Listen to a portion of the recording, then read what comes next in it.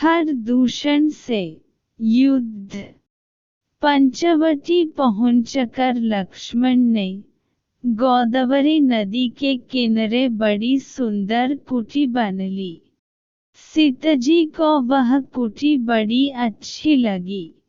सीता और राम दोनों ने लक्ष्मण को अनेक आशीर्वाद दिए।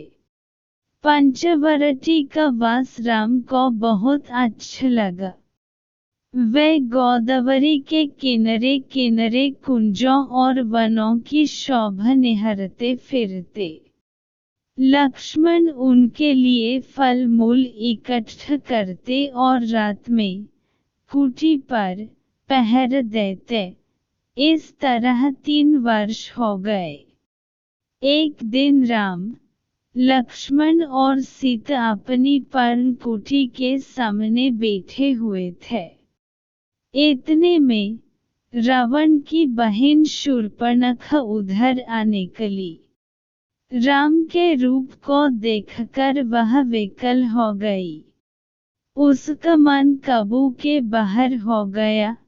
सुंदर वेश बनकर, बन ठनकर वह राम के पास आई और बोली, पुनि फेरी राम निकट सो आई, प्रभु लक्ष्मण पहन बहुरी पठाई।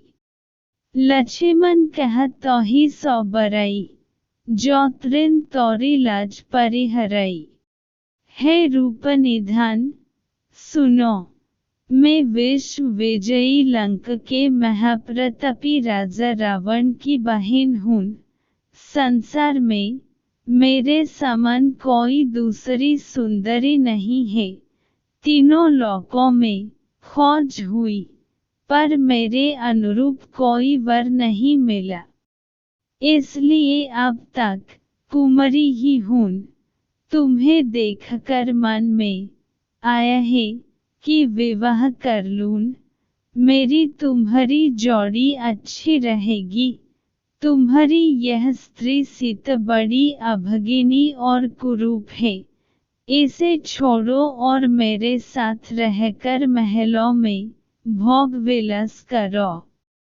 राम को उसकी निर्लज्जता बहुत बुरी लगी, परंतु वे हंसकर बोले, देवी, तुम लक्ष्मण के पास क्यों नहीं जाती? अभी उसके साथ कोई स्त्री नहीं है और सुंदर भी है। तब वह लक्ष्मण के पास गई। लक्ष्मण ने कहा, मैं सेवक हूँ। मेरी स्त्री होने पर तुम्हें दासी बनकर रहना पड़ेगा। राम के ही पास जाओ, वे राजा हैं।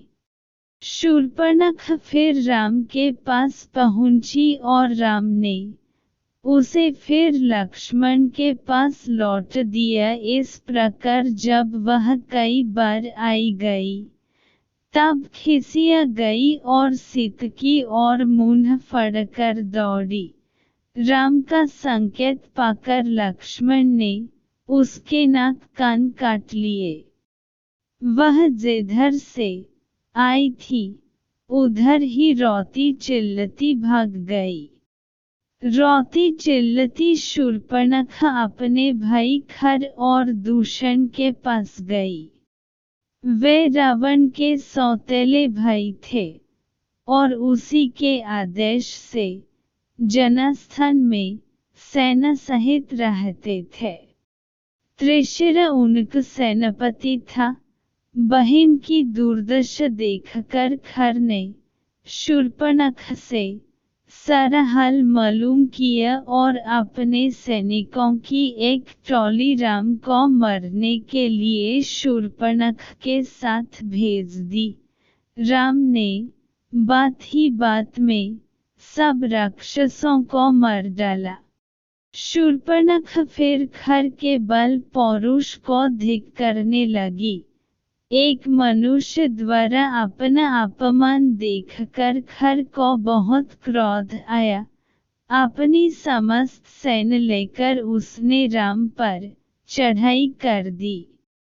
उधर बड़ी भारी सेना आते देखकर राम ने सीताजी को लक्ष्मण के साथ सुरक्षित स्थान पर भेज दिया और स्वयं युद्ध के लिए तैयार हो गए। राक्षसी सेना ने पंचवटी को चारों ओर से घेर लिया। राम ने देखते देखते हजारों राक्षसों को मार डाला। दूषण और त्रिशर के मारे जाने पर महारथी खर राम से युद्ध करने के लिए आया। खर ने घोर संग्राम किया। एक बार तो उसने राम का कवच ही काट डाला और उनको लहूलुहान कर दिया। राम ने क्रोधित होकर उसके सारथी और घोड़ों को मार डाला और रथ को चूर चूर कर दिया। तब खर गदा लेकर घोर संग्राम करने लगा। शत्रु को महाप्रबल देखकर राम ने अगस्त्य ऋषि का दिया हुआ वैष्णव धनुष हाथ में लिया और उस पर इंद्रबाण रखकर पूरी शक्ति से चला दिया। बाण खर की छाती में लगा, उसका हृदय फट गया। 1.25 घंटे के युद्ध में अकेले राम ने 14 सहस्र राक्षस मार डाले।